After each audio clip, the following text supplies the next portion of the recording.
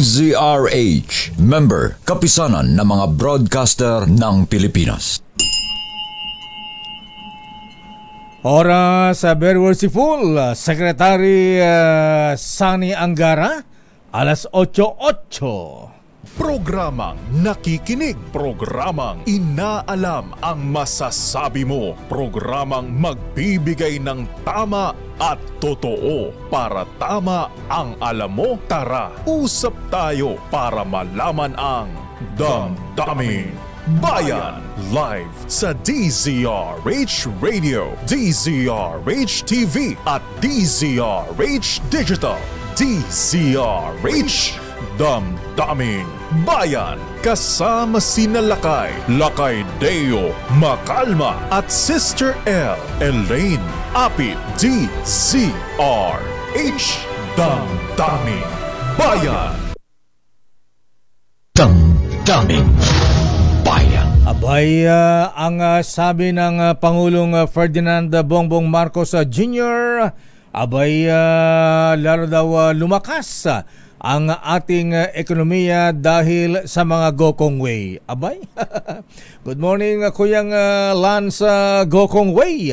Abay, mantakin po niyo mahabigan ni magpaparating ng 100 eroplano ang Cebu Pacific. Abay, tinaro na ang Philippine Airlines sa Kapitan Lucio Tan, birthday boy. Abay, malupit itong si Lance Gokong Way. Kaya yan po ay senyales daw, sabi ng Pangulo, na gumaganda, lumalakas ang ating ekonomiya.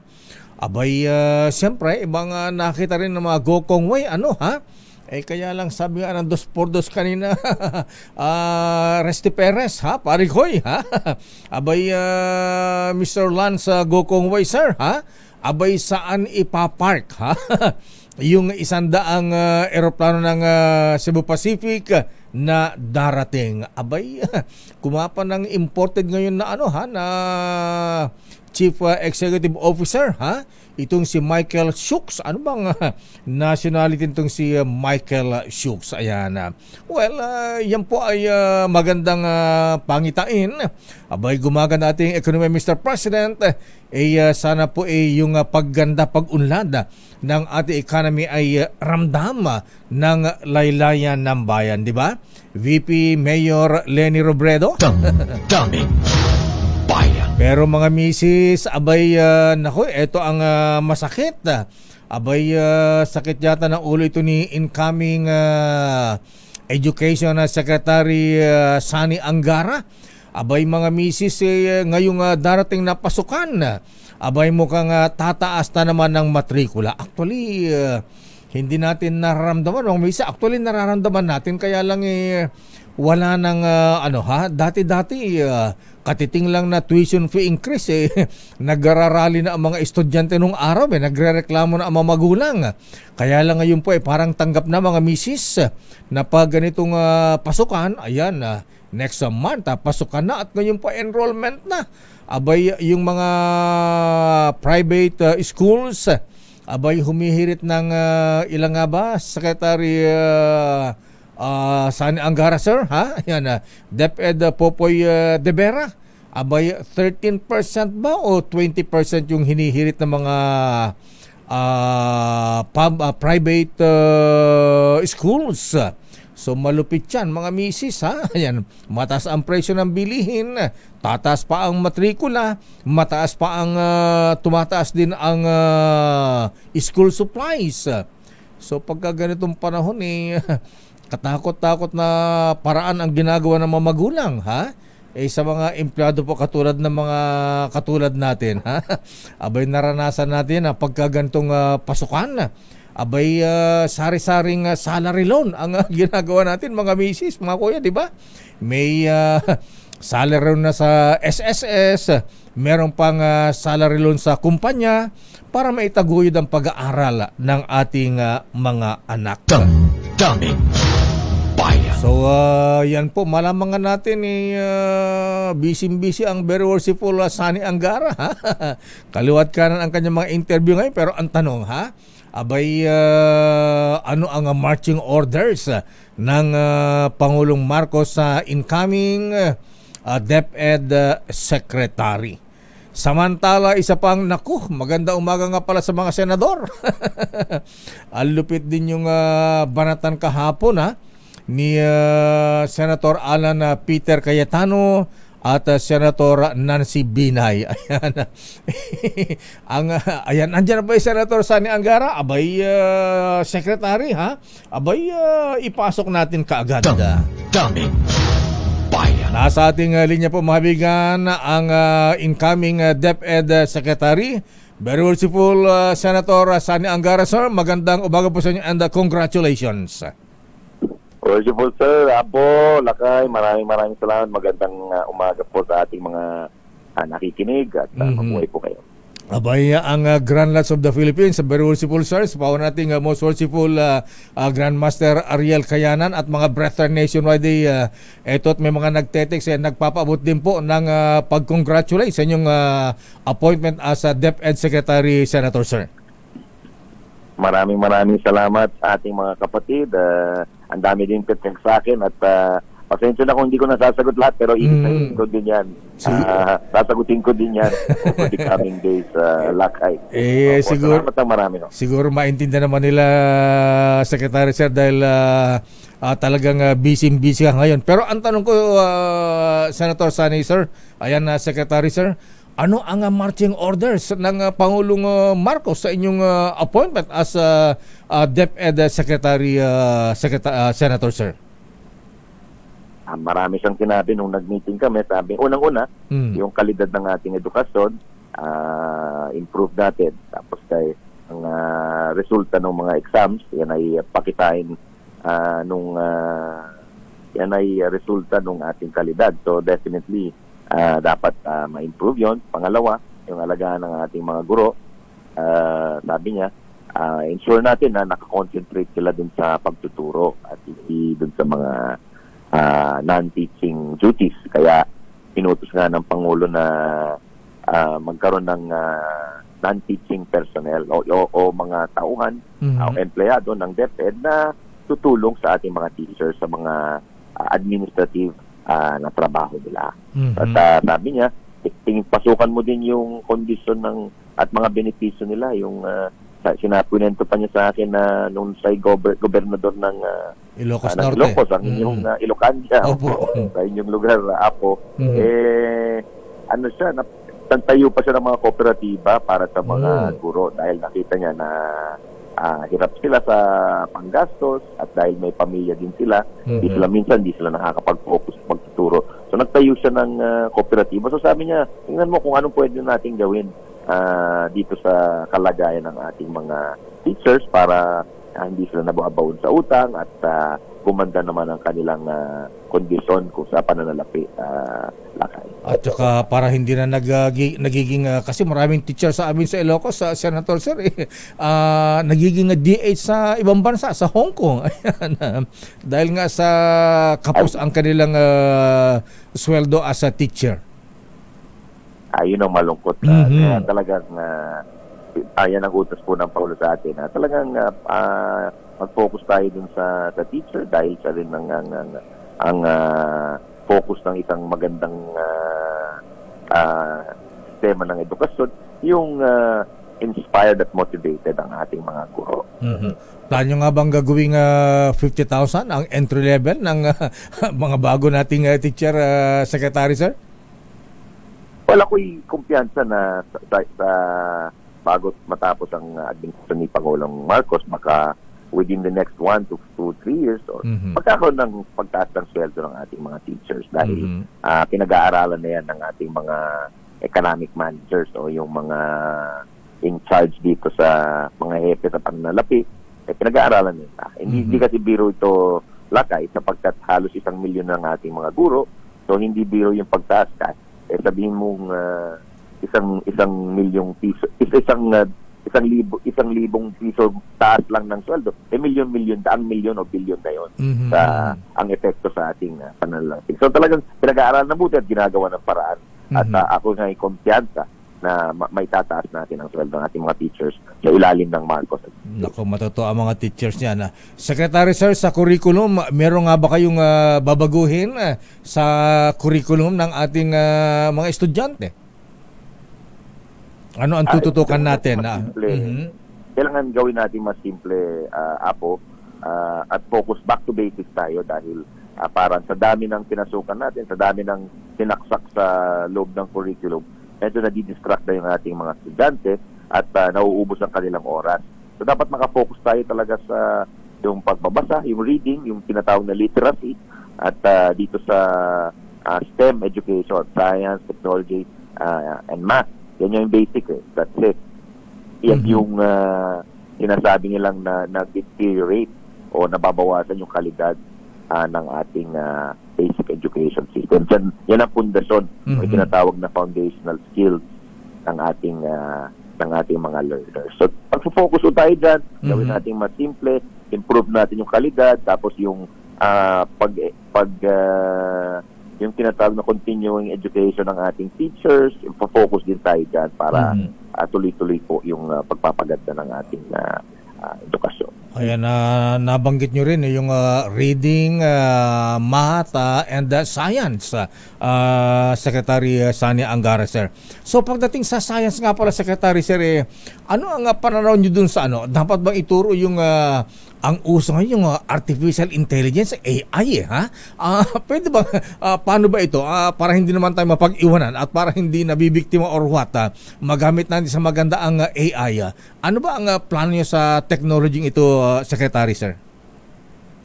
Yung AI, panibagong teknolohiya yan, na mabilis din ang pagbabago. So ngayon, kahit nag-uusap tayo ngayon, pabago-bago yan So, dapat gamay natin yung basics para maintindihan ng isang estudyante paano magiging beneficial sa kanya yung paggamit ng AI. Yan ang dapat ituro natin sa ating mga bata at pati na rin sa ating mga teachers dahil ngayon meron na tayong ChatGPT, yung madali nang hanapin yung mga sagot sa mga problema ng buhay. Diba dati i-google mo lang Pag maghihirap tayo, ito pwede mo nga kausapin yung telepono mo, lalabas na yung sagot. So sa akin, dapat sa mundong ganyan, dapat ituro natin sa mga bata paano maintindihan yung mga naririnig niya o na-absorb niya mula sa internet, mula sa iba't ibang source of information. Dapat marunong ang isang tao na maging discriminating o mapoprocess niya na maigi yung impormasyon na natatanggap niya. Hindi basta-basta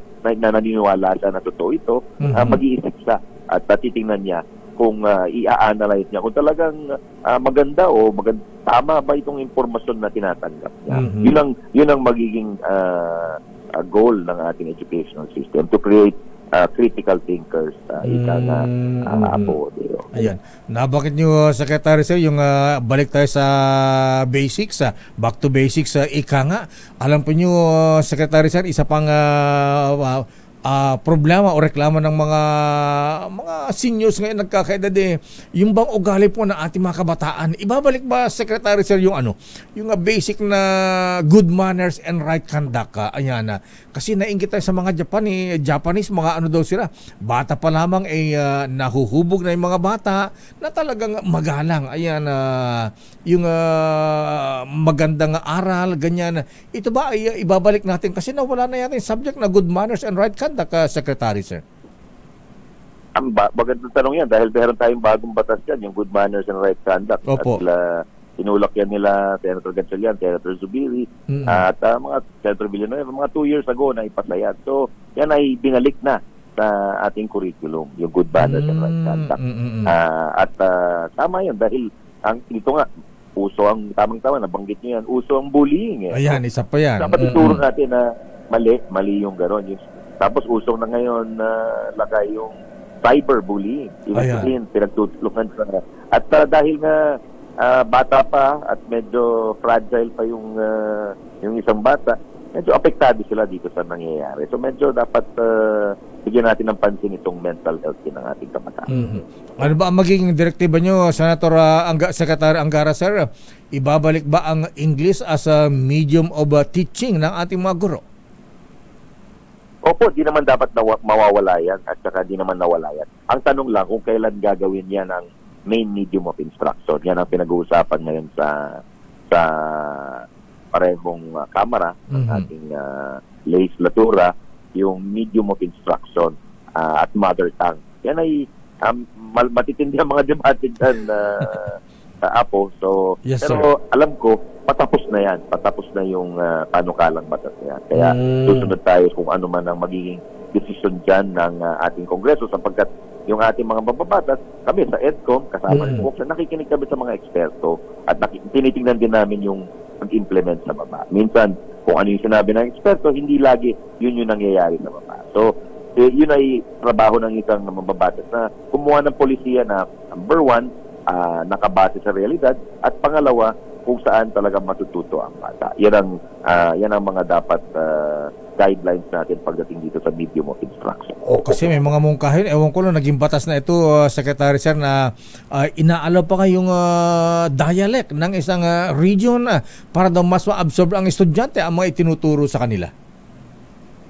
At sa umpisa talagang in-encourage na mother tongue ang gamitin. Pero at some point, dun sa, hindi lang natin lang kung grade 1 o grade 4, ay dapat ipasok na yung common medium of instruction para yung teachers natin, matrain natin na maigi, tapos yung mga materials po natin ay maganda din kung isa lang. Kasi ang hirap din gumawa ng materials kapag iba-ibang mga dialect for all grade levels. So sinasabi na hindi dapat gawin yun, pero kumbaga tamang gagraduate din ang mga bata from using their mother tongue or mother dialect to the medium of instruction.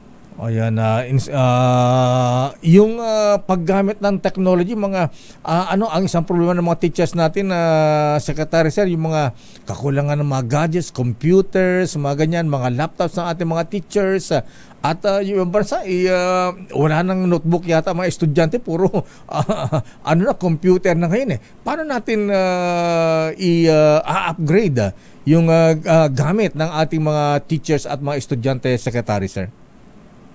Well, ang importante dito, technologically savvy ang ating mga learners at teachers sa Lakay, no? So, ibig sabihin nun, marunong silang gumamit ng mga smartphone, ng gadget, ng mga computer, na kakaintindi sila ng mga apps. Yan ang importante. Hindi sila nababago kasi maiiwan sila kung kapag late na natin ituro yan. So, dapat sa bawat classroom, sa ngayon, medyo kumahabol tayo dyan sa pagbibigay ng ating mga technology, mga computers. Pero meron tayong paraan para bawat isa ay matuturuan ng digital skills. Yun ang importante.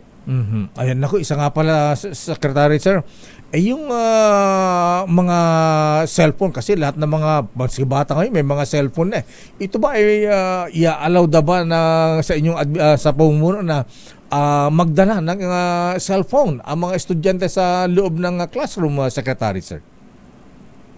Sa alam ko, mayroong existing department order o utos ang departamento dati pa na pinagbabawal talaga ang cellphone sa eskwelahan dahil ito'y nakaka-distract o hindi nakakatulong minsan sa pag-aaral ng ating mga kabataan. Ayan na. Secretary Sir, ano ang istanyo? Ano ang gagawin sa K-12? Itutuloy ang programang ito, Secretary Sir? Ang K-12, batas po yan, Lakay, at pinasayan, I think, noong 2012, kung di ako nakakamali, alala ko na sa mababang kapulungan pa ako noon. At ang naging problema dito, hindi masyadong, may mga aspeto sa implementasyon na talagang napabayaan. Kasi ang pangako dyan, kapag nagdagdag tayo ng 2 taon, yung grade 11 and grade 12, dagdag gastos yan sa mga pamilya. Kaya pero ang pangako ng gobyerno nung araw, makakakuha na ng trabaho yung ating graduate. So, ang nangyari dyan, hindi na-accredit o hindi na-assess yung ating mga estudyante na kumuha ng mga textbook. Kaya yung industriya, hindi nila alam kung ano yung kalidad ng ating mga kabataan. Ngayon, nilagyan natin ang budget dyan para sa assessment at mabigyan ng credentials itong ating mga graduates ng textbook. entrance sa K-12. Kaya makikita na kahit patas na sila dun sa mga graduate na TESDA. So yun, makikita ng mga kumpanya, yung mga mag-hire ng mga trabahador, ito pala yung tapos ito pala yung skills na hawak ng isang graduate. At sa kabilang banda, dapat rin may responsibilidad din yung ating mga employers, mga kumpanya, at pati na rin yung mga ahensya ng ating pamahalaan na mag-hire. Kung simple lang ang trabaho, hindi nangangailangan ng college degree, dapat mag-hire, mag-umpisahin na natin yung pag-hire ng mga K-12 graduates, especially after na-accredit o na-assess na yung kanilang mga abilidad. Yan siguro dapat ma-implement ng tama, Senator Sir, Secretary Sir, kasi ang complaint ng mga graduate ng K-12 ay siyempre pagka nakasabayan nila yung aplikante na college graduate, ang employer pinipili yung college graduate kasi yung graduate lamang ng K-12, Secretary Sir. Dapat marunong din tayo mamili dahil kung mag-hire ka ng managerial position, siyempre gusto mo college graduate. Pero kung i-hire mo naman ay collar job, laborer, or ang i-hire mo ay isang driver or messenger, bakit mo pa kailangan maging college graduate? Diba?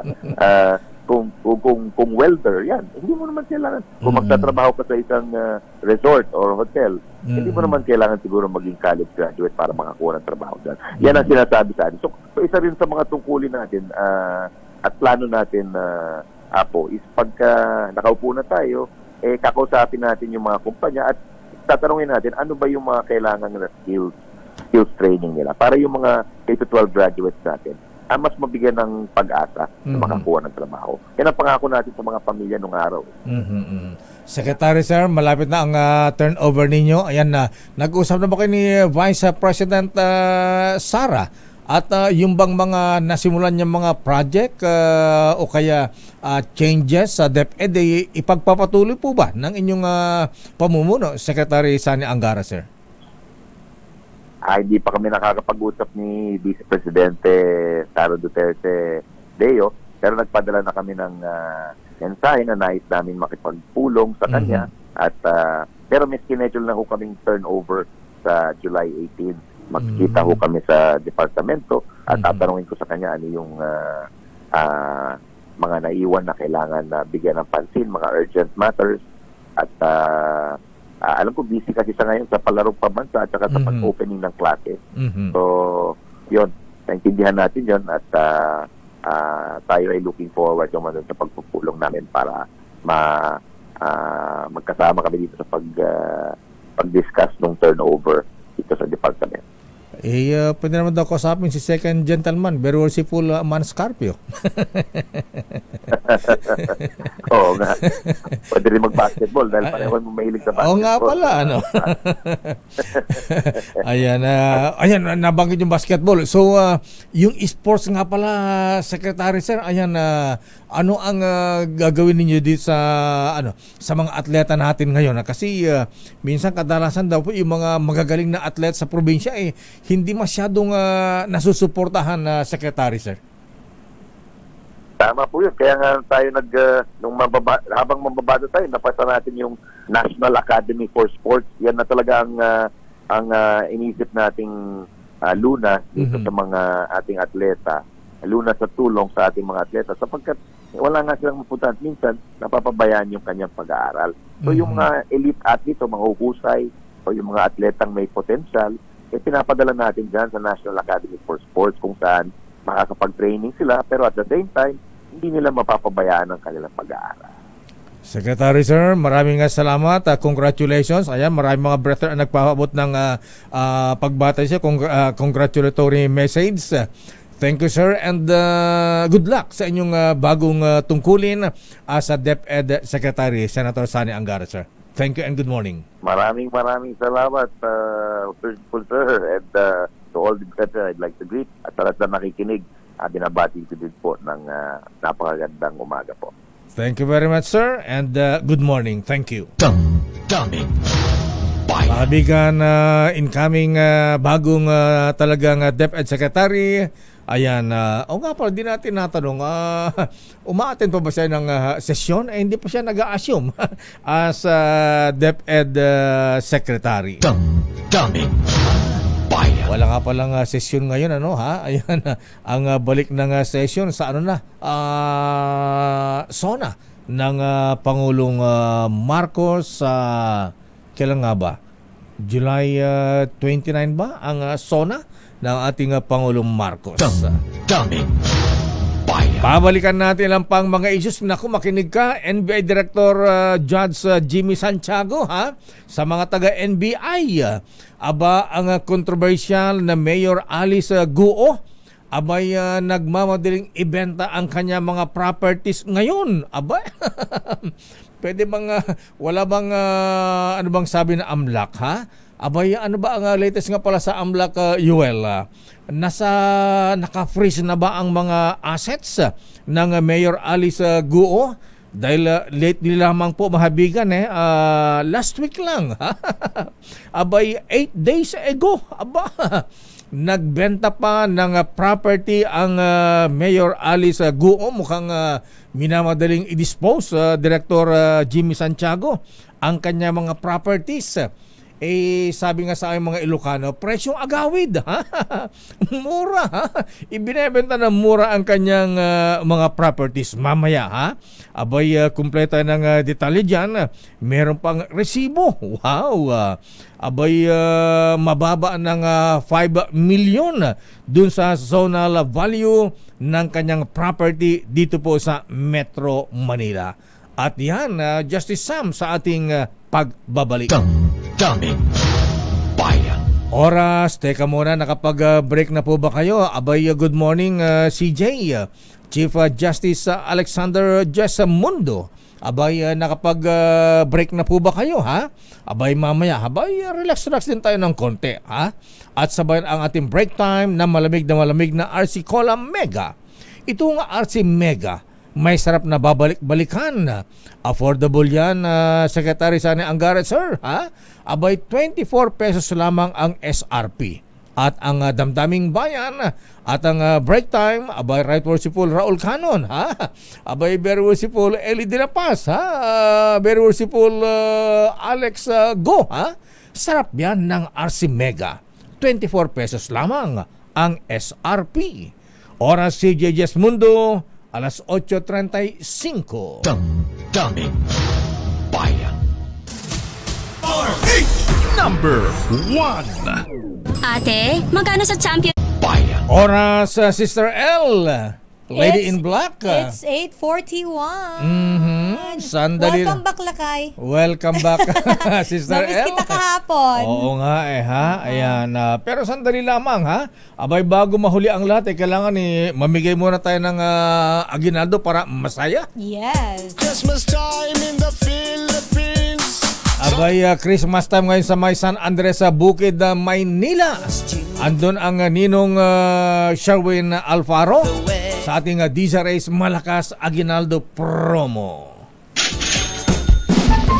Dahil 85 taon na ang kauna-unahan sa Pilipinas at ang MBC mas gumanda na, mas pinalakas at mas pinalawak pa ang pamimigay ng ating papremyo. Ito ang DZRH Mas Malakas Promo, kung saan pag naabutan namin kayong malakasang nakikinig o nanonood sa DZRH ay mananalo ka ng instant 1,000 pesos at may kasama pang grocery bag ng DZRH. So ano pang hinihintay ninyo? Tutok na sa nangunguna kauna-unahang radyo sa buong Pilipinas, DZRH. Una sa Pilipinas, una sa Pilipino.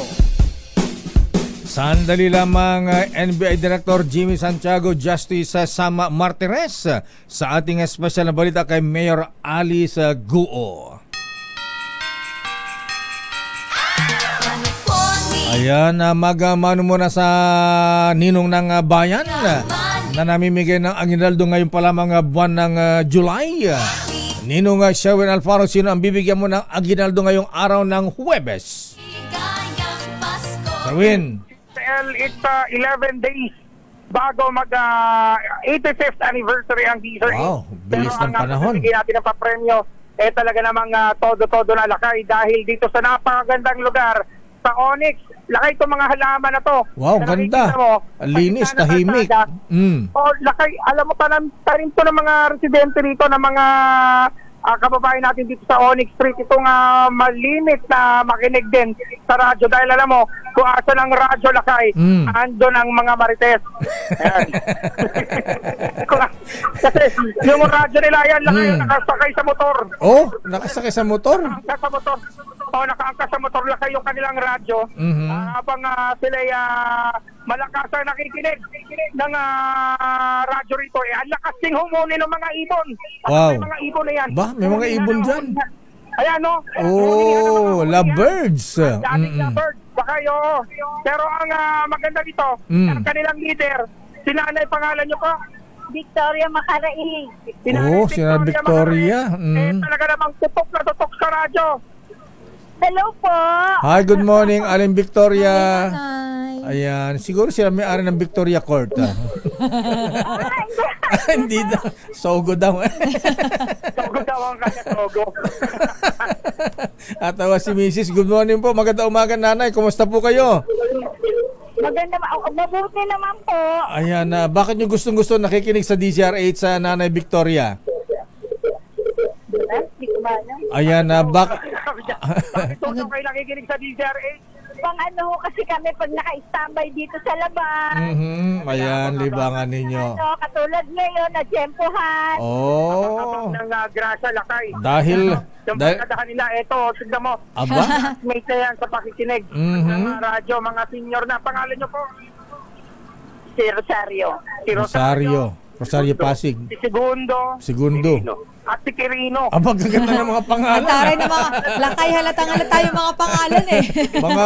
Mga pangalan, kinuha pa sa kalendaryo yan. Oo, dati pa sa kalendaryo lang ang pangalan nila, Lakay. Pinanganak sila, ang uso pa noon nakasulat sa kalendaryo yung mga araw ng pangalan na ibibigay. Bigyan ka agad sila ng Aguinaldo, Sherwin. Huwag mo nang patatagalin. Nanay, sino pa rin mga sa tuwing umaga? Iyakap mo ako kay nanay. Dahil sila kayo makalma, paborito mo mayroon kang 1,000 pesos! Thank you! Ayan! Good morning! At meron din kayong Deezer H grocery at Deezer H t-shirt. Ayan. At syempre, meron din kayong RC. Yan, vitamin RC. Nakaterno ng ating RC Mega, ang vitamin E. Vitamin E. Yan, ha? Sa'yo yan, mami. Magpapakalasing na lang kami. Nanay Victoria, 2 kutsarita lang ba? Huwag naman magpapakalasing. Drink responsibly. Kutsarita sa inyo. Sa inyong mga barkada din, tigda 2 kutsarita. Ayan. Araw, ha? Pampagana. Ayan. Yung barkada, bigyan mo rin sila ng vitamin, Sherwin. Dahil sa piyesta namin. Fiesta pala. Ang dami na lakay. Vitamin E. Bigyan mo ng vitamin E. Fiesta pala dyan eh. Oo, magpapawalan tayo ng vitamin E sa mga kapitbahay ni Nanay Vicky. Dahil palagi silang nakatutok sa DZRH. Kaya naman, nagpapasalamat tayo sa kagaya ni Nanay Vicky at sa kanyang mga classmate tuwing umaga na tutok sa DZRH dahil kayo po ang tunay na dahilan kung bakit number 1 sa Kantar Survey ang DZRH. Kami po nagpapasalamat ng lubos-lubos sa inyong patuloy na pakikinig sa DZRH Radio. Yan. Thank you po, maraming salamat sa DZRH. Wala pong ano man, nanay. Merry Christmas. 85th anniversary sa inyo dahil kayo po ang tunay patotoo na habang may nakikinig sa radyo, Sherwin, radyo pa rin sa Pilipinas. Teka't di ko maatim na nalulungkot si Aling Rosario, si Segundo at saka si Procopio. Bigyan mo rin sila ng tig 1,000. Lahat daw, Sherwin, bibigyan mo. Bigyan mo sila ng tig 1,000 din. Bira ka. Segundo at kay Tatay Procopio. Ayan. Quirino pala. Quirino. Binago niyo pangalan Okay, tamo biglang ang ay gumanda umaga. 3,000 pesos para sa inyo. So, buenas sa inyo. Thank you. Maraming salamat po. Maraming salamat. Apo, ano man, kuya? Ayan, salamat din. Ako, yan. So, nabuhayan ang kanilang mga natutulog na dugo. Yan. ng Martic na may tagi-1,000 silang ngayong umaga. Kaya naman, laging tumutok sa DZRH. Baka kayo na susunod dating winner sa DZRH Mas Malakas. Promo RX number 6, Sherwin Bata Alfaro. Tuloy-tuloy sa pagbabalita, tuloy-tuloy sa serbisyo. Sama-sama tayo, Pilipino! Christmas time in the field. Maraming salamat, Sherwin, at sa ating mga kababayan dyan sa St. Andrews Field. Ayan, San Andres Bukid, Manila. In English mo pala kaya. Siyempre, para masaya, ha? Social. Sandali lamang sa ating mga reports. Standby, Leta Narciso mula sa Malacanang. Anong latest sa Pangulong Bongbong Marcos ngayon? Ano schedule niya ngayong araw ng Huwebes? Standby, Edniel Parosa, ha? Abay, good morning, Manang Aimee. Ayan, kumusta mga supersonic missile ng China, ha? Nakaumang nga ba sa atin sa Ilocos Norte at sa Batanes, ha? Pero alam mo, Elaine, itong si Elaine, balita ko, may paboritong bagong co-anchor ang mga ito, ha? Totoo ba yan, Elaine, ha? Paano ba na ang pinakabagong mga host ng DZRH ngayon? Sina Kiko Pangilinan lang naman. Bam Aquino at magaling na Professor Attorney Sheila Jokno, ha? At ang ating mga bagong kasama sa programang Rekta, Agenda ng Masa. Anong araw yan, Sister L? Yan, Lakay, ay every Saturday, alas 6 hanggang alas 7 ng gabi. At maraming magandang isyong kanilang tinatalakay dyan, ha? Sandali lamang, Director Jimmy Santiago, ha? Ayan, para malaman mo kung, ayan, naku, may dagdag kang ipapa-follow up sa mga ahente ng NBI Director Jimmy Santiago, sir, ha? Bakit? Ano yan, Lakay? Nakatutok sila kay Mayor Alice Guo, ha? Oo nga, Lakay, kasi kahapon sunod-sunod yung, yung kapatid. Ayan. Tapos, ito palang isang Alice Guo, Lakay, kumuha ng NBI clearance noong 2005. Pero, magkaiba sila ng fingerprint ni Mayor Alice. Yung isa parehas, Ayan, yung isa naman pinsan. Ayan. Pero ang ating latest ngayon kay Mayor Alice Guo, bago ma-freeze ng AMLAC ang lahat ng kanyang mga properties, binebenta na. Aba, Kuyang Alex Go, ha? Ayan. Apo baka General, may binigay sa'yo dyan, ha? Apo General Eli de la Paz, ha? Presyong agawit, Apo. Ayan, mura, ha? Alam mo ba, Lakay, mura yung binebenta kanyang mga properties kahit ngayon. yung Facebook niya, deactivate na. Ganun ba? Deleted na. Hindi na makita, Lakay. Mukhang bakit naglilinis? Charot. Minamadali bago ma-freeze ng AMLAC, abay bagsak ka presyo, ha? Ayan, yes. Presyong Divisoria ba, Lakay? Ay, hindi lang presyong Divisoria, ha? Ang discount, Sister L, 5 million lang naman. Talaga? O, di ba? Ang laking Ang laki bawas. ng discount. Doon sa zonal value, ha? Yes, sandali naman babalikan natin yan. At meron lang tayong ilang paalalang pambigay ng aginaldo sa ating mga listeners. Take it away. Pero oras, Sister L. It's 8:51. Chalyan, Senator Risa Hontiveros at Director Judge Jimmy Santiago, ha? Alam mo bang 8 days ago lamang, Sister L, yes, Lakay, nagbenta ng property ang controversial na Mayor Alice Guo ng Bamban, Tarlac. Yes. Talaga, Lakay? Anong property ite? Abay, ibinenta noong June 25, 2024 habang kainitan ang investigasyon sa Senado. Sa Senado, okay. Senate Bureau of Investigation, ha? At ayon sa ating bubit, Sister L, ayan, RCB, pakita mo yung resibo, ha? Ayan, may resibo? May resibo yan. Lakay mo nga ang bubit mo yung pinagbentahan, Alam mo naman ang ating bubit, ayan, ayan yung resibo ng pinagbentahan, ha? Abay, receipt number 127 52693J. Aba. At ayon na sa ating bubit Director Jimmy Santiago, ha? Talagang presyong agawid, Apo Eli de la Paz. Dahil yung property, Sister L, na nagkakahalaga ng 23,940,000 pesos. Yan ang zonal value. ang laki na ibinawa, Sister L. Magkano lakay? Dahil minamadaling ibenta ay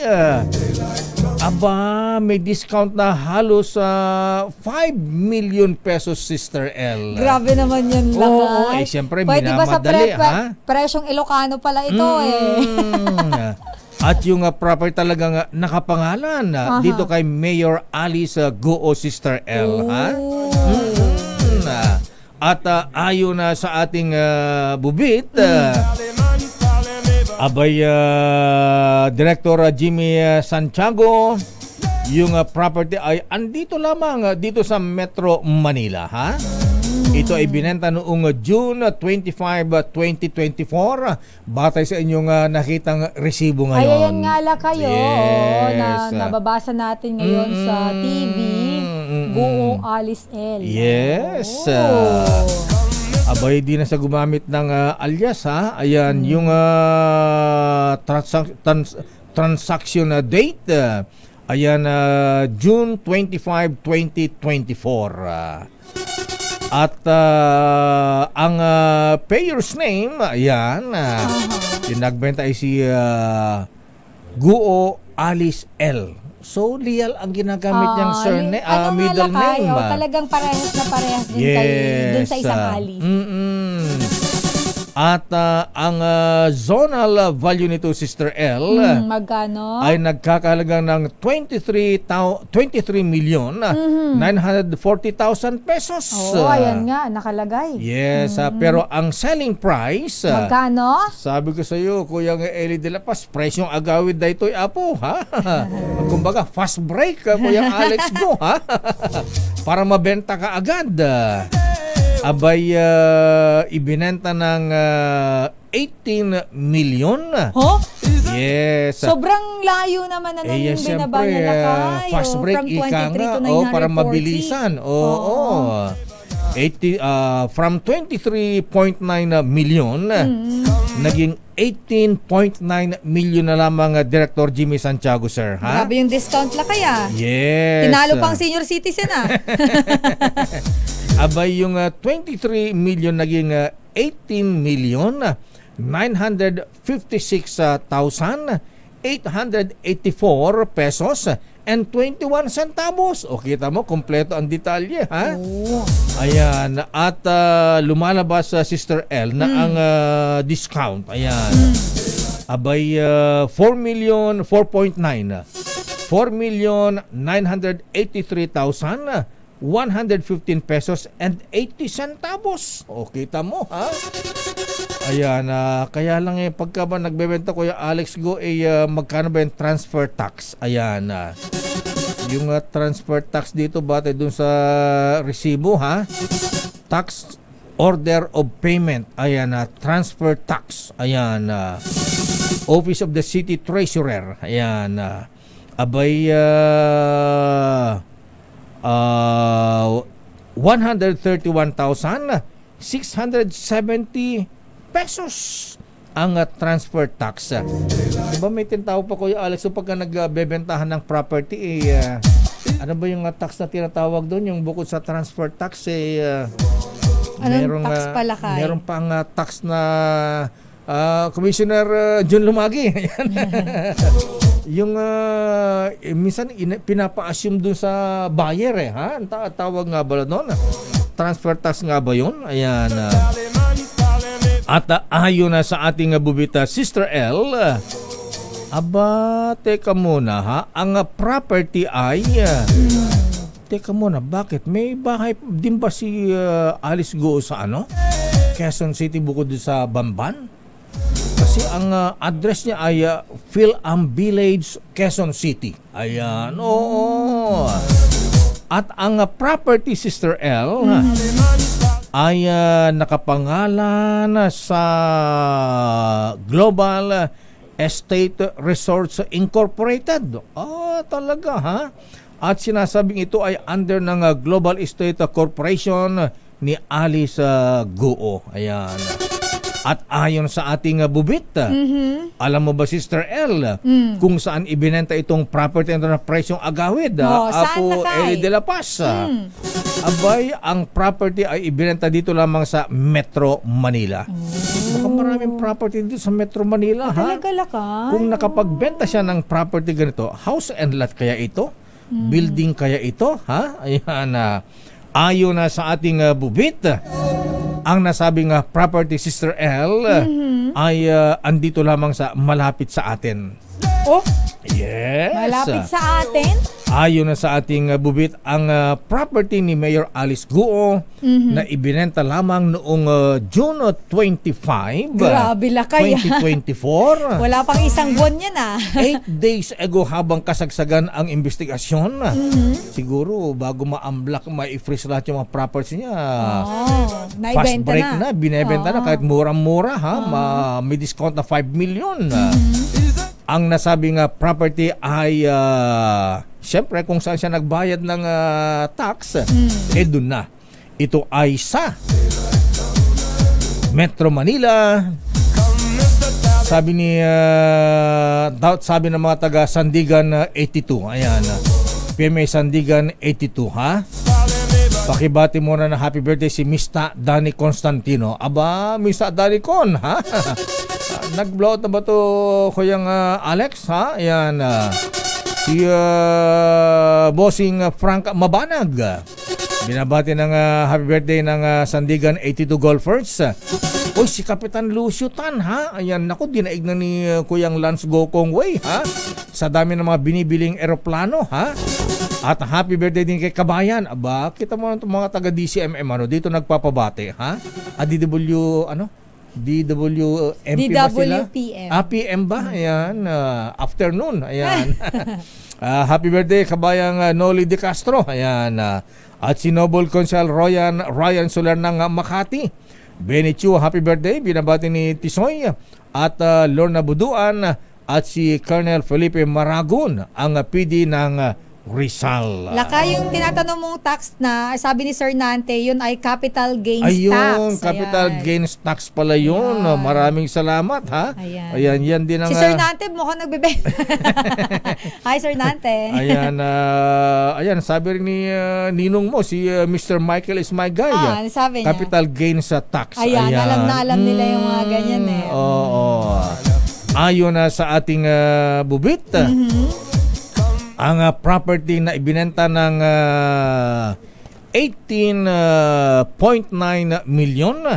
Samantalang ang zonal value ay 23.9 million. Ay dito po sa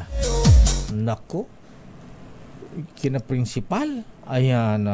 Yung property po ay nasa asa nga ba yun, ha? Ayun, ito ay nasa Talon 2, Las Piñas City. Naku, nandiyan sa Talon 2. Andun kina principal. Ayan, Cynthia sa kanilang Villar, lugar. Kina Mayor Nene Aguilar. Ayan. Baka ano yan, lupang kaya yan, Lakay. Ano nakalagay dyan, Lakay? Hindi ko makita kasi kung papel, Lakay. Ayan, di naka-specify kung building ba to, kung anong house property, and lot. walang nakalagay pero property. Ayan, nako. So yan, ayan, alamin yung mga binibenta ni Alice Guo dahil fast break, mura-mura ang bentahan. Lakay, mukhang kailangan mo ibigay ito kay Kanino? Kay NBI Director. Ayan, sabi ko kayo tinatawaran si Director Jimmy Santiago, ayan, at Senator Risa at si Senator Win. At saka si Senator Win. Ayan, at saka sa AMLAC. Ayan, AMLAC, Lakay, kasi kailangan nilang maano yan. Yes. Daming bayan. At yan ang ating special na balita, Justice Sam Martires. Pero alam po nyo talaga, napakahalaga po ang marunong tayong pumili, ha?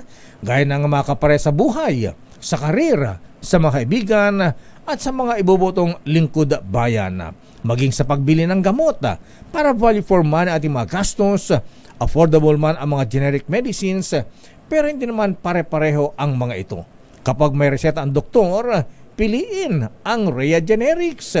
Nakipag-partner ang Rhea Generics sa mga malalaking pharmaceutical companies sa mundo para gumawa ng mga world-class na mga gamot sa parehong pasilidad at bansa.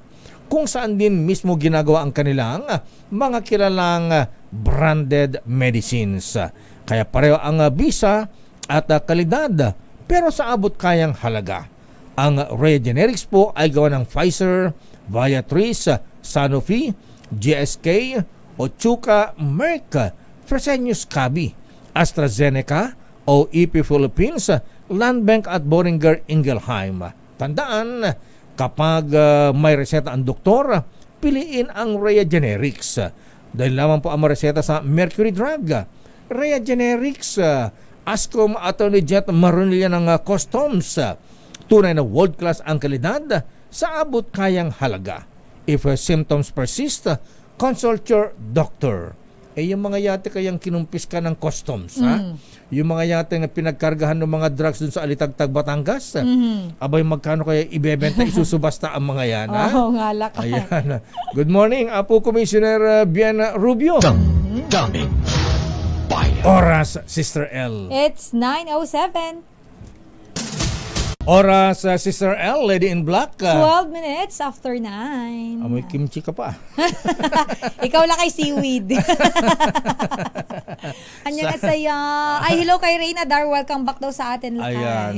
Sandali lamang at meron tayong...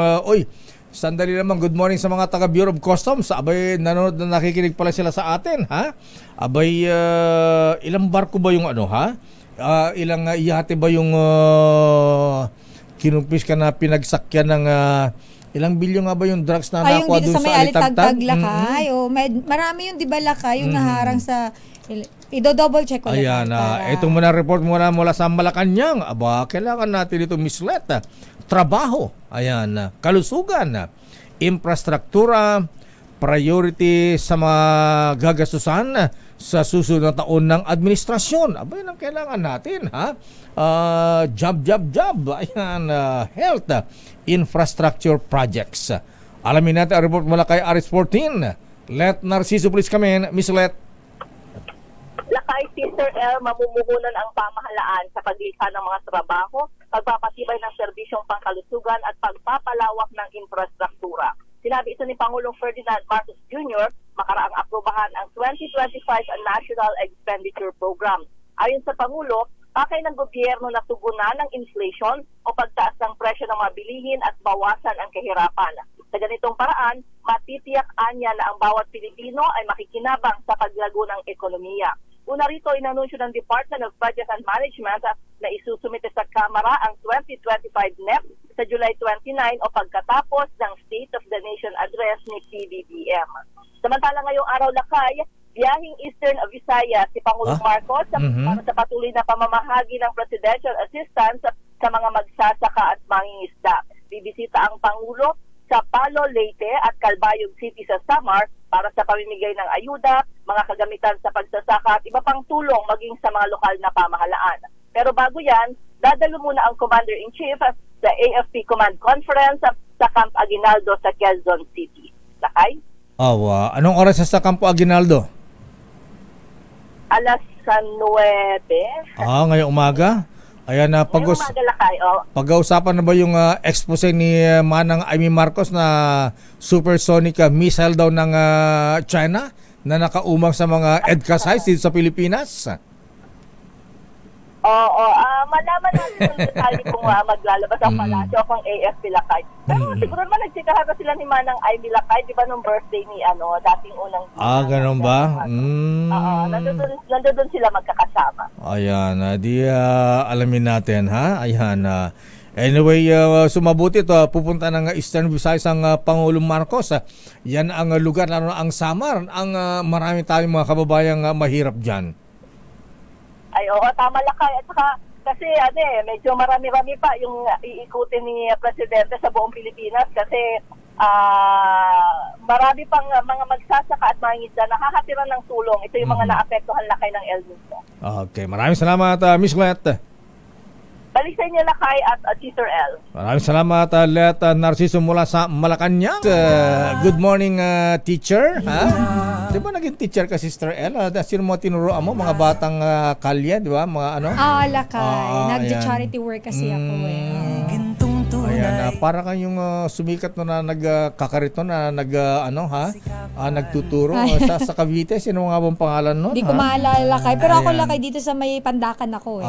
Ano mga tinulungan? Yung sa mga batang yung mga nakatira sa Riles? Tsaka yung mga nasa puno ng mangga. Sa gilid ng ilog. Ayan, yan po mabigyan dapat to naging social worker Ayan. O report mula kay classmate Edniel. Ito, alamin natin ang report mula kay Edniel. Enrollment sa pinakamalaking high school sa bansa. Inaasahang tataas pa ng 3% ngayong school year. Nako, ang tanong, tama ba yung ratio? Kasi baka mamaya lakay, mas marami ang estudyante sa classroom. Hindi sobra-sobra na, pati teacher. Alamin natin ng update. Yung nga palang din natin natanong kay Secretary Sani Angara kanina. Ano ang gagawin? Paano lilimitahan ba ang estudyante sa bawat klase? Classroom. Ayan. Kasi ngayon umabot na tayo ng 40-50 students per class. Lakay. Diba dati hindi naman ganyan karami, hindi naman ganyan kasiksikan. Pero alamin natin ang detalye ng report mula kay RH52, Edniel Parosa. Edniel. Lakay at Sister Elsa. Walang pangyayan itong Rizal High School sa Pasig City pagdating sa enrollment ng mga grade 7 students. Dito yan sa pinakamalaking sekundaryang paaralan sa bansa. Yan ang sinabi ni Principal Richard Santos sa pagbubukas ng ikalawang araw ng pagpapatala para sa unang baitang na nasabing public high school. Naglalaro sa higit 12,000 na estudyante ang populasyon ng Rizal High School hanggang noong nakaraang taon. Pero sa nagdaang 3 years, bumaba itong enrollment ng grade 7 na maaari umanong dahil sa pandemya. Kaya, inaasahan ni Santos na tataas naman ng 3% ang kanilang enrollment sa grade 7 na may 2,000 hanggang 3,000 slot at 1,500 na papatala sa kanilang online registration. Kaya bukod sa pag-akap sa dami ng mga mag-aaral, aglaan din ng libreng medical at psychological screening ang paaralan dito sa Pasig City para sa mga bagong estudyante. Pakinggan natin si Principal. Grade 7, ay dinaanan namin sila sa medical screening. So meron silang screening na kung saan, di ba, marami uso kasi ngayon, depression, pinagdadaanan ng bata, anxiety, psychological. So yung ating mga pediatrics na expert from Lourdes Hospital, so meron kami 7 doctors na kung saan yung charge sa bawat bata is cover po ng school. So wala pong babayaran ang magulang. Yan ang tinig ni Principal Richard Santos ng Rizal High School sa Pasig City, ang pinakamalaking high school sa buong Pilipinas. Niel. Sa kaunaunahan sa Pilipinas, yes lakay. Ayan, last school year, ilan ang population ng Rizal High School? Last school year lakay, 12,614. Ilan? Kanilang 12,614. Wow, dami. Ang kanilang population. Ang projected nila this coming school year, ay 13,000 mahigit. Talagang lalagpas o tataas pa doon sa kanilang population last year. Ang sinasabi ni Principal, ito'y dahil sa nagdaang mga 3 taon, nagkaroon ng epekto yung COVID-19 pandemic at ngayong taon, inaasahan batay sa kanilang online registration, pataas na ulit yung dami ng mga estudyanteng papasok sa kanilang paaralan. Okay, maraming salamat, Angel. Balik sa inyo, Lakay at Siswell. At ang Rizal High School, Sister El, ang dahil magaling na produkto ng eskwelahang yan. Kasama lang naman dyan, Kuya Alexi, na former Senate President Hubito Salonga. Ayan, yung graduate yan. Maraming magaling na produkto ang Rizal High School. Sandali lamang at para sa ating mga kapatid na may kapansanan sa mata, abay mamaya ay may mga bisita tayo rito, Sister L. At meron silang fundraising. Ayan, ang beneficiary rito ay yung pong ating mga kapatid na may kapansanan sa mata. Ayan, sana mabigyan pa sila ng paningin. Ayan. Good morning, Dr. Minggita Padilla ng Makati Med. Sa dati yung may eye bank nung araw, ewan ko lang kung tuloy pa yon, ha? Parang wala na yata ngayon. Wala na ba? Ayan. Anyway, gusto mo bumili ng yate? Ayan. Nagbebenta ba to si attorney? Alamin natin sa mga taga Bureau of Customs ibebenta ba, isusubasta ba yung mga ilang nga ba yung yateng pinagsakyan, ha? Ng ilang tonelada nung yung shabu dun sa Alitagtag, Sister L? Ha? Ito lang kayong 9.6 billion, tama ako, di ba? 9.6 billion na worth ng shabu, yes, At nasa ating linya ang pinakamaganda, pangalawa lamang daw siya sa commissioner, ayan, na pinakagwapo, ayan. Mauna si commissioner. Siyempre, ang deputy commissioner at spokesman ng Bureau of Customs, Attorney Jetta Maronilla. Attorney Jetta Maronilla, good morning, sir. Attorney Maronilla. Good morning. Ayan, Attorney, good morning. Ascom. Good morning po. Ayan. Good morning, ma'am. Good morning po sa lahat ng nakikinig sa program. Ayan. Ilan, sir, yung yating kinumpis ka ng Bureau of Customs na pinagsakyan nung shabu na nakuha dun sa Alitagtag? 4 pong yate, sir. 4 na yate. Ayan, oo. May mga nagtatanong dito, magkano yung isusubasta yan? Magkano yung ibebenta? Sir, pagkatapos siguro po ng investigation namin, tapos na-issuean siya ng forfeiture order, may opisina po kami na nagde-determine ng value niya. And then, kung ang method po ng disposal, mapayagan po na pagbebenta instead of donation. Minsan ho kasi may government agencies na may kailangan ng mga ganyang kagamitan na nag-seek po ng donation. So, dinodonate din naman po namin. Pero pag wala po, at auction po yung magiging unang option. Po yan, ng import assessment service. Dapat siguro i-donate na lang sa Coast Guard yan o kay Philippine Navy, Baka kailangan Kadalasan po, pag mga ganyang barko, sir, nag-request yung ating mga ahensya. May paggagamitan niya na i-donate na lang sa kanila. Tama. Kailangan ng Coast Guard at Navy yan. Pero ang tanong, DepCom Jet Maronilla, sir, sino ang may-ari nito? Itong mga yating ito na pinagsakyan ng droga dyan sa Alitagtag, Batangas? Sir, based dun sa investigation namin, sir, foreign national po yung may-ari. Residente po dito na foreign national ang may-ari nito. Hindi ko lang po pwedeng i-vulgar muna yung pangalan dahil may continuous investigation po pong ginagawa sa kanya. Pero anong nationality, DepCom? British po yata. British? Sa palagay nyo, involved sila talaga kung sila may-ari niya na alam nila na droga yung sakay o sila ba ay nandun sa yate mismo, sila ang kasama doon o baka may mga tao silang gumamit para maipuslit yung droga? Yun po yung subject ng investigation namin, kaya papatawag po namin siya. Papatawag din namin yung mga tauhan niya, kung ano po yung paraan kung paano nagamit tong mga yate na to, kasi kapag hindi na ipaliwanag yun sa ilalim po ng batas natin, meron tayong presumption na kung sino po yung may-ari, siya din po yung responsable dun sa pinagamitan ng kanyang kagamitan, So, kung wala po siya mapapakitang any valid reason na bakit ito ay kung ito ay ginamit ng ibang tao na rentahan or ano bang mode na ito ay hindi under sa kanyang control, ay ipe-presume po namin na may kinalaman siya sa pagpasok ng mga illegal na droga na ito. Siya lang po lahat ang may-ari ng 4 na yate, DepCom Maronilla, sir? Yes po, siya po yung may-ari ng 4 pong yate. At doon sa investigation ng Bureau of Customs, saan nanggaling yung droga kung ginamitan ng yate? Sa laot ba kinuha yan? May yung ruta. May nagbagsak ba? Sila ang sumalo para dalhin dito sa Alitagtag?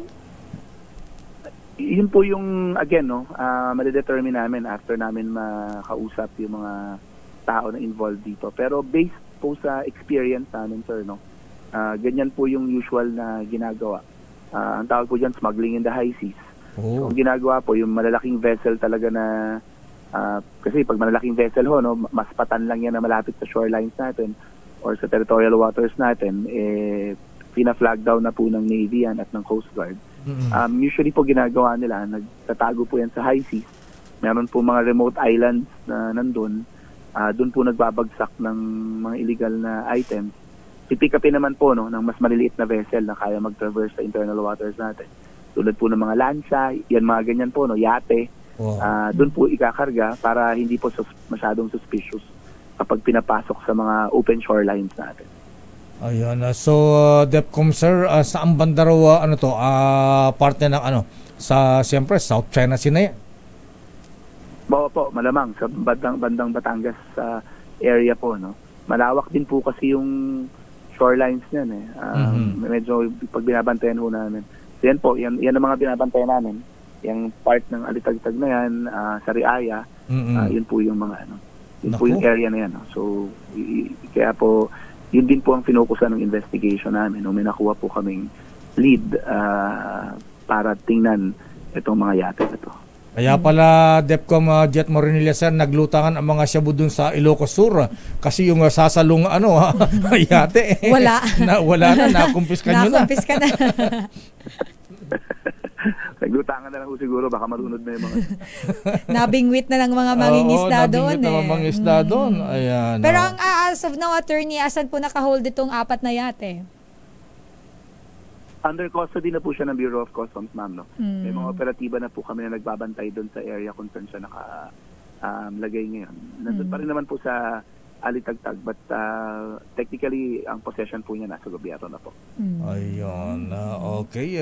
So, yung sir, yung smuggling ng droga doon sa Ilocos Sur, ano ang update nyo doon? Sir, under investigation pa rin po namin, sir, yun. Most likely, sir, it's the same method that was used. Mukhang itong modus na ginagawa ngayon sa pagpapasok ng droga, ganyan po yung ginagawa. They're smuggling it through high seas. Yung ganun pong sistema sa Ilocos Sur na nahuli, may dati pong ganung sistema doon, na may mga floaters lang. Usually, tapos sa gabi po, may mga maliliit na lancha na dati sophisticated pa, sir, na may mga night vision goggles para walang makakita na parang kinukuha lang sila. Maliliit na boat lang ho, so we're looking into those kinds of operation din. Hindi naman po namin sinasabing gano'n ang ginawa, pero most likely, sir, dun sa paraan kung paano nakita yung mga ganong klaseng illegal na kontrabando, baka gano'n din po yung scheme na ginamit. Naku, speaking of smuggling of drugs, DepCom Jet Moronilla sir, abay dito sa Bataan po, namomonitor ba natin yung mga private ports dyan na dyan naman idinadaon yung mga smuggled oil, DepCom Moronilla sir? Yes, sir. May operation po dyan yung Bureau of Customs. Binabantayan po namin yung mga private ports dyan. In fact, may coordination na rin po kami sa local government, pati po sa Philippine National Police, na nagbabantay din po dun sa transport areas nila, para to make sure that wala pong lulusot na mga smuggled items. Ayan. Paano sila nakalusot dati, DepCom Moronilla sir? Lalo sa may bandang Bataan, ang daming private ports dyan. Marami yung private ports, marami din yung scheme na ginagawa dyan na wala nung umupo si Commissioner Rubio, inisa-isa ho namin. Iba-iba hong paraan din ng pag-smuggle yung binantayan namin dyan. Napakalawak po kasi ng shoreline na yan. Isang mahabang, pag napunta po kayo, isa talagang mahabang shoreline. And ang problema po kasi doon, marami din legitimate na storage areas ang mga legitimate companies ng langis na nando doon. So, pag nag-operate kayo, medyo may konting confusion na ginagawa yung mga nag-smuggle niyan. So, yun naman po, throughout the efforts ng intelligence group natin sa enforcement group natin, nababantayan na ngayon. Especially ngayon, sir, na may fuel marking na tayo. Napakadaling inspectin ng mga smuggled fuel. Huhulihin lang, ipa-flag down lang ho yan usually ng mga operatiba natin na nandun. Mag-request lang kami for sample testing at pag hindi po naging positive sa marker natin, may presumption po na smuggle kagad yan. Isa na lang, DepCom Jet Moronilla sir, nahiya nga itanong ni Sister L, Ayan, kailan nyo rin isusubasta yung mga sports cars na kinumpis ngayon sa Pasig? Ayan, baka dumabulok dyan sa yarda ng customs, baka mas mura na rin kasi matagal na yata naka-imbak dyan. Asan na po ang mga yun? Isusubasta ba ang mga yun, DepCom Moronilla sir? May mga ilan po na hindi nakapag-produce ng kaukulang dokumento, no? Yun po ata yung masasubject sa ganung proseso, no? Although may mga appeal process pa naman po yan, na pwedeng, may mga legal process na pwedeng i-avail yung kanina nakapangalan yan, yung mga consignee kung talaga nasa kanila pa. Pero meron naman pong iba, sir, na nakapagsabit ng mga papeles at may mga release orders na rin. So yung mga hindi po nakapag-presenta, yun po, pag na-final po, may finality na po yung order ng aming port at ng Bureau of Customs, maaari na pong i-dispose yan through auction. Okay. DepCom Jetta Marinilla, sir, maraming salamat. Congrats and good morning, DepCom, sir. Thank you. Good morning po, Sir Lakay. Good morning, Ma'am Israel. Thank you very po, much, sir. Attorney Jetta Marinilla, Deputy Commissioner at spokesman ng Bureau of Customs. Daming bayan. General Eli de la Paz, Kuyang sir, anong gusto mong bilhin? Yung sports car o yate? Ba tayo pabili? Akala ko si Sir Alex yung bibili. Si Alex yun. Ay, hindi ba? Si Alex na lang. Anyway, may mga bisita po tayo at ito po, meron silang napaka gandang programa at para po sa ating mga kapatid na may mga kapansanan sa mata. May project po ang grupo ni Retired General Eli de la Paz at Kuyang Alex Go.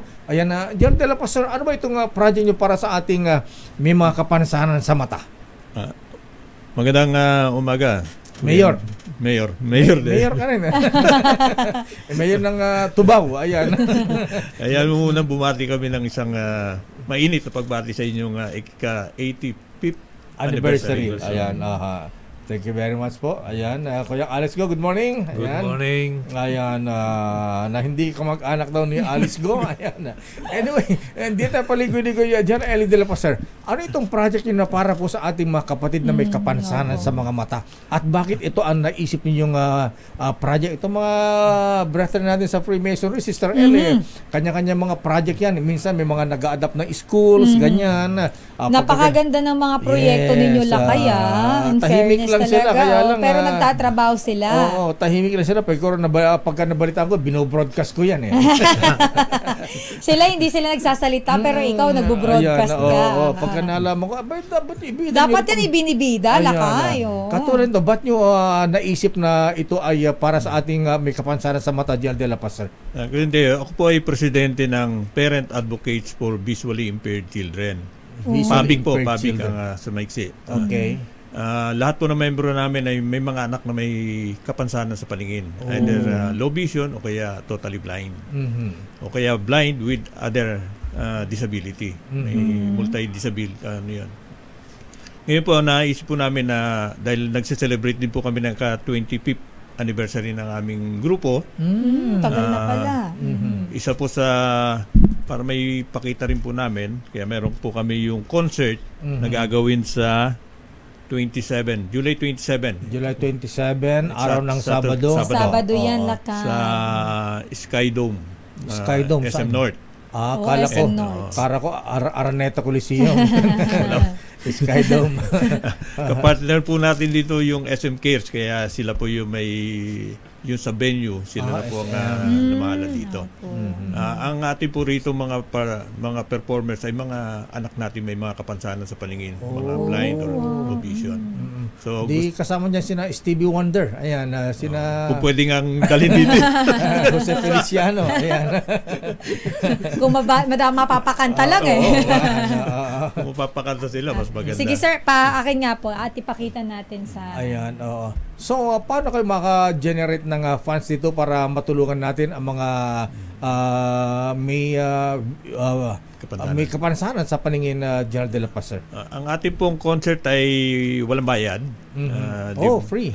Libre po to. Kaya ang ating pong yung mga sponsors na lang po natin na makakatulong, sila, dun po magagaling ang ating panggasto doon sa mga ibang bagay, kagaya ng mga lights and sounds, mga videographer, doon natin kukunin. Kaya kung meron ng mga magandang loob dyan na very generous to support this, we welcome it. Limited po kasi yung venue, kaya kung may mga gustong pumunta, ay pag makipag-contact lang po sa amin at we'll provide yung tickets kung may mga available. Di padala natin mag-sponsor ang Alex Go Printing Company. Kaya ang Alex Go, dapat marami din mo kayo napadala ng solicitation para makatulong sa ating mga may kapansanan sa mata. Meron po yung mga kaibigan natin, yung mga dating mga nagsumusuporta sa atin. At maayos naman po na, may mga positive po yung mga response nila. At hindi lang po kasi dito yung nagtatapos yung ating mga programa sa PABIC. This coming September, meron din po tayong National Parents Congress kung saan mga magulang din po manggaling sa Luzon, Visayas, Mindanao at may mga participant tayo coming from other countries. Magkakaroon po tayo ng Parents Congress for 3 days, 2 nights.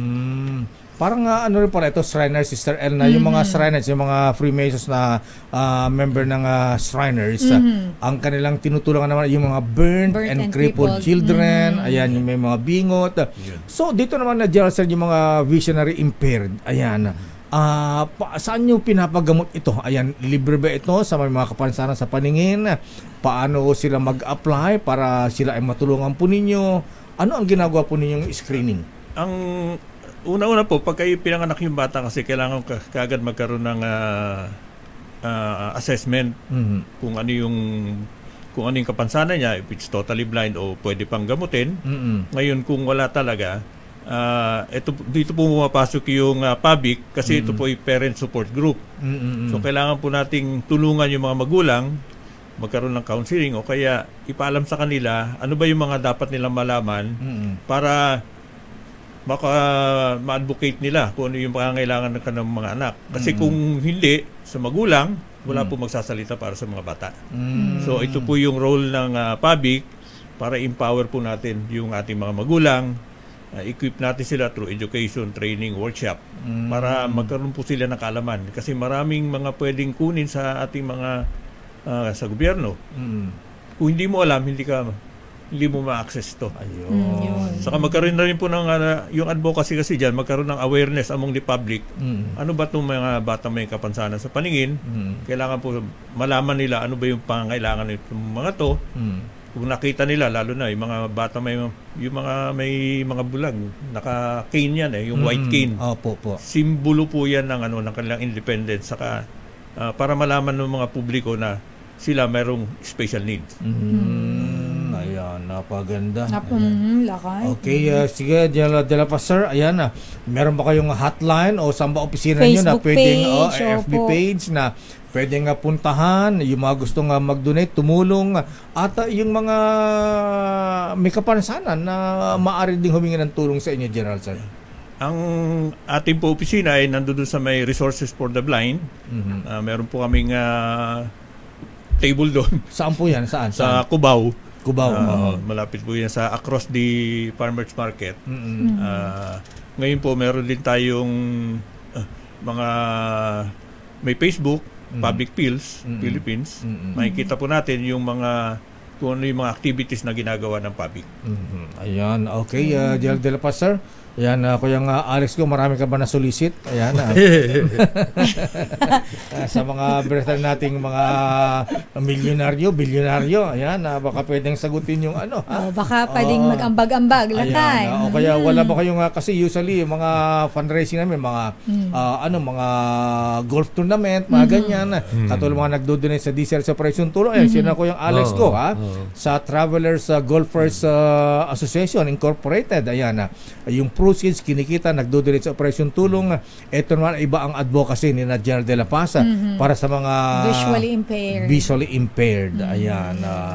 General Sir, ayan, sige po, manawagan po kayo sa mga nais tumulong sa inyong sumuporta sa inyong concert sa July 27 sa Skydome SM North. Sa ating po mga kababayan na nakikinig, ang ating pong concert is nakalagay po yan, unseen beyond vision, kasi nakikita po natin yung mga bata na may kapansanan sa paningin pero hindi natin nakikita kung ano yung mga kakayahan ng mga yan. So, kaya unseen. Ito po yung ating ginagawa, parang sineselebrate natin yung mga abilities nito mga batang ito at may pakita sa madla na sila ay given the opportunity and the access, they can perform. Kung saan mo po yan, sa employment, sa edukasyon, sa mga ibang bagay. Ayun. Jel de la Paz, sir. Thank you and good morning. Kuya Alex Go. Ayan. Gusto ka daw, sabi ni Mayor Alice Go. si Sir Alex Lakay, tahimik lang din eh. No? Ayan. Sobrang tipid eh. Mukhang may tinatago rin to. Malalim yan. Napaka-generous yan pagdating sa mga ganitong kampanya. Kaya pala nananahimik lang Lakay. Yes, ayan. Okay, Eli de la Paz, sir, thank you, and Kuyang Alex Go, maraming salamat at good luck sa inyong fundraising project para sa mga vision na visually impaired. Ayan. Thank you and good morning. Mabuhay po kayo.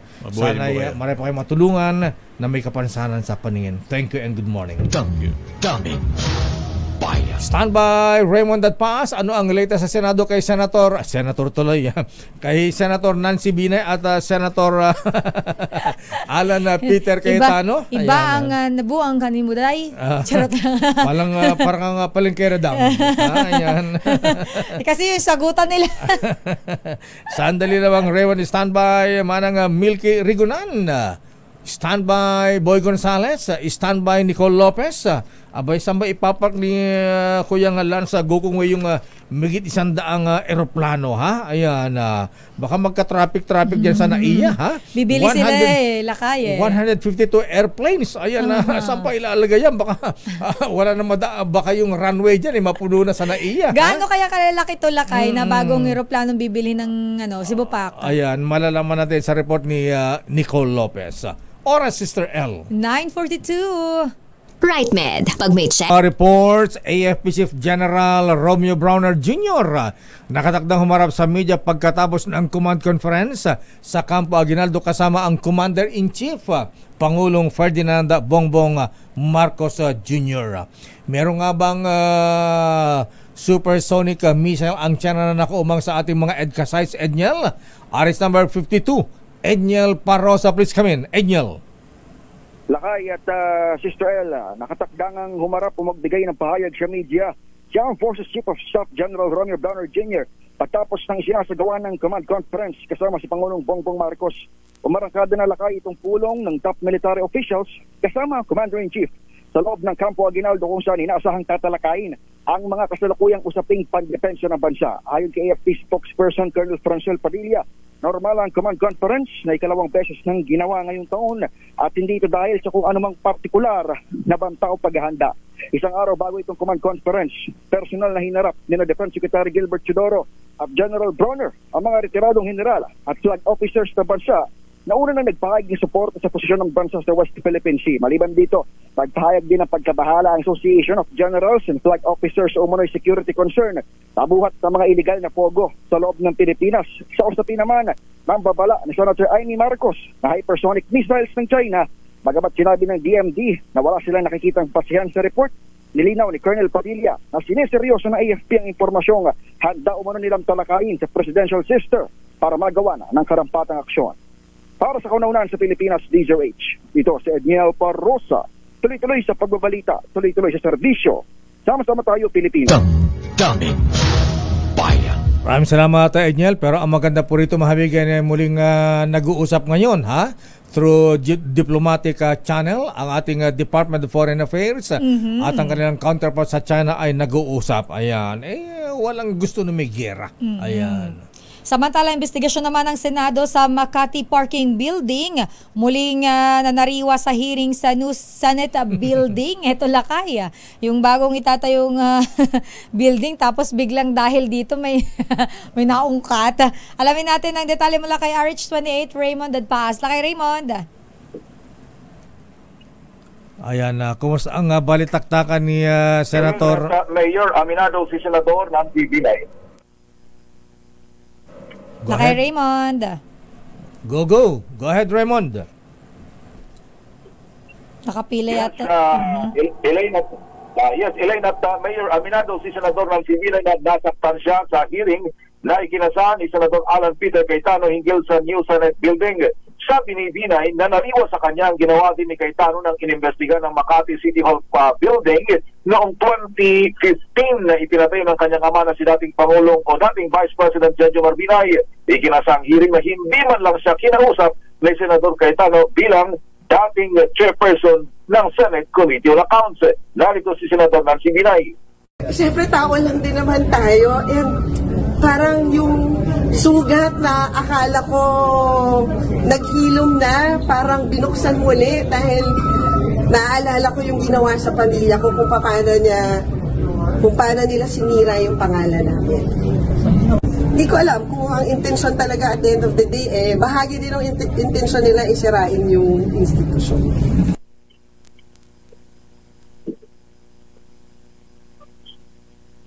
Una nito ay nagkasagutan sina Binay at Cayetano sa Senate hearing dahil sa new Senate building. Ito ay nang iginigit ni Cayetano na sobra-sobra ang 23 billion pesos na gagastusin sa bagong gusali ng Senado na itinatayo sa Taguig City. Bumuelta si Senator Binay na walang problema sa proyekto. Ang problema ay hindi nagbabasa at nakikinig si Senador Cayetano. Narito yung bahagi ng hearing kahapon. Guilty. Ma'am, sasabihin ko sa iyo, Lourdes ang pangalan mo, hindi Marites. Kaya ayusin natin to, nakakahiya na. Hindi po tayo marites, Mr. Chairman. 23 billion. Excuse me, point. Order. Thank you, Mr. Chairman. I make my point. There's no such thing as 23 billion sa DPWH. Kanina pa na 21.7 billion. Kabuang Kanaday. Tapusin natin na maayos to. Senado to ng Pilipinas, hindi to palengke. Oh.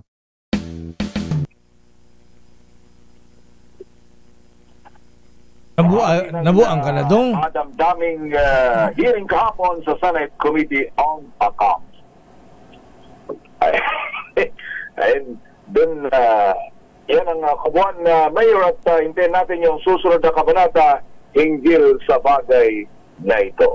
Mula sa Senado, para sa kauna-unahan sa Pilipinas, DZRH, ito si Raymond Advance, tuloy-tuloy sa pagpabalita, tuloy-tuloy sa serbisyo, sama-sama tayo, Pilipino.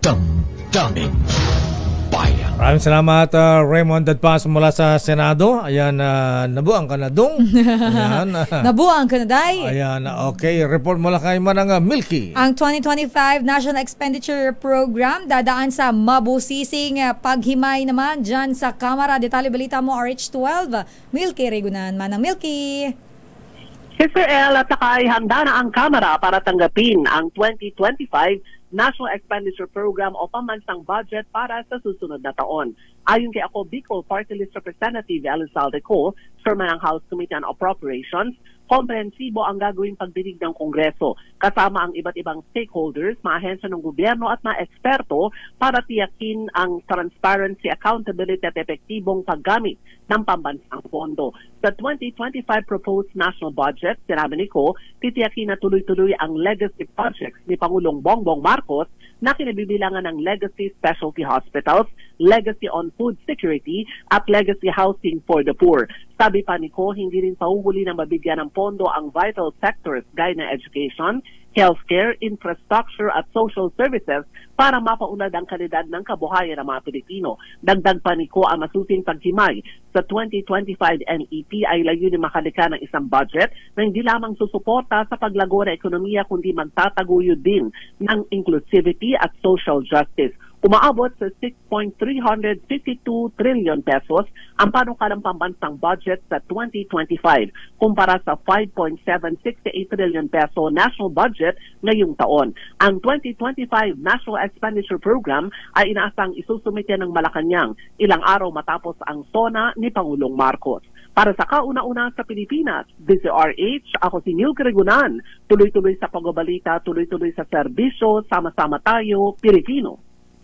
Salamat Manang Milky Regunan at sa mga ginan ng tahanan na naganap na ng mababang bilihan ng mga school supplies. Alamin natin report mula kay Boy Gonzales. Alam mga misis, ha? Lakay, malapit na ang pasukan ulit. Kaya nga, ilang linggo na lang, pasukan na, classmates. Ilang linggo na lang. Nakaka-excite yung iba dyan. Excited na makikita na ulit si Crush. Oy mga brethren, ha? Yung may mga, balik aral program, mayroon lakay campaign. Yung Brigada Eskwela. Ayan, Brigada Eskwela, mga brethren, ha? Mga brats namin, ayan, mga Rotary Club. Ayan, good morning sa mga Rotarians, ha? Ayan, may mga ganito silang project din pagkapasukan. Pero mga misis, samantalahin habang ngayon, ang sabi ni classmate Boy Gonzales, sa ngayon ay mababa pa ang mga school supplies, kwaderno, papel, notebook, lapis, ballpen, bag. Mababa pa raw ngayon sa Divisoria. Bakit pagka ba malapit na ang pasukan, nagmamahal? Tingin ko lakay, tumataas ang demand eh. Boy Gonzales, please come in. Boy G. Boy.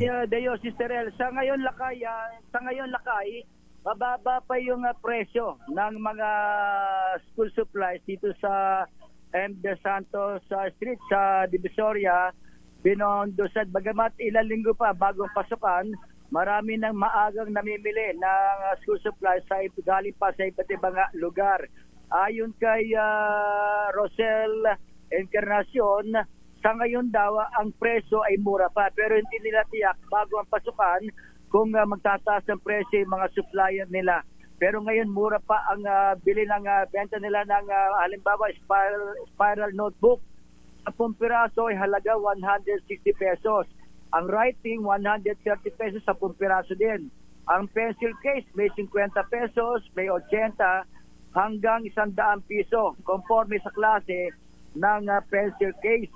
Ang writing book, ang 10 pesos ang crayon ay nasa 85 pesos sa 24 pieces. Ang Mongol, 65 pesos, 12 pieces. Ang ballpen, 70. Ito yung tatak ng Pander, 12 pieces. Ang intermediate paper, nasa 220 isang rim.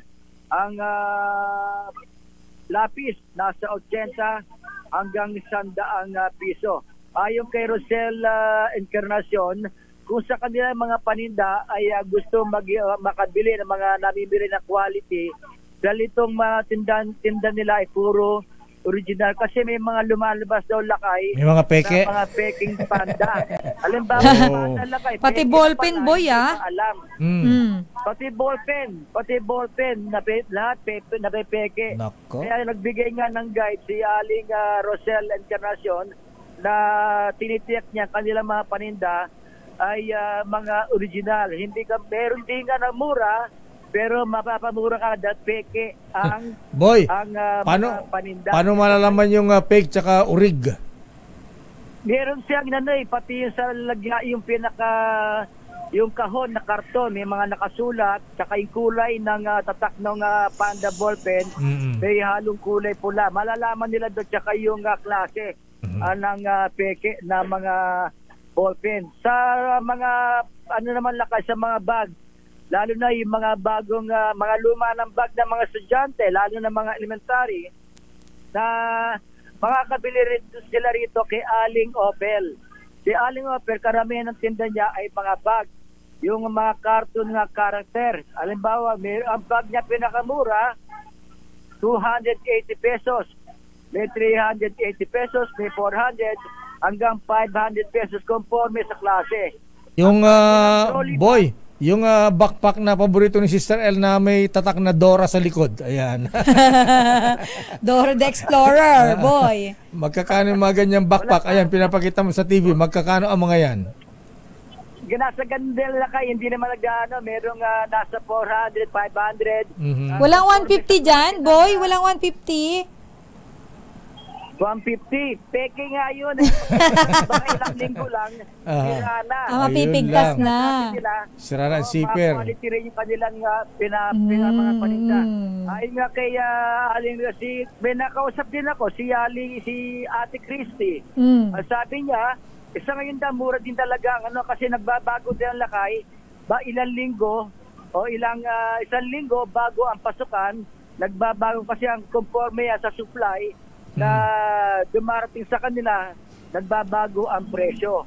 Kaya ngayon pa lamang, yung iba ay ilang araw na to. Tinanong ko yung mga vendor dito, ilang araw na marami na rin namimili ng mga school supplies dahil ilang linggo na lamang ang ipasok na naman ng mga estudyante. Maganda ang panahon ngayon, makulimlim pero walang hindi gaano mainit, masayang mamili, lalo na dito sa area ng M. De Santos Street, sa Divisoria, sa Binondo Side, Luzon, Maynila.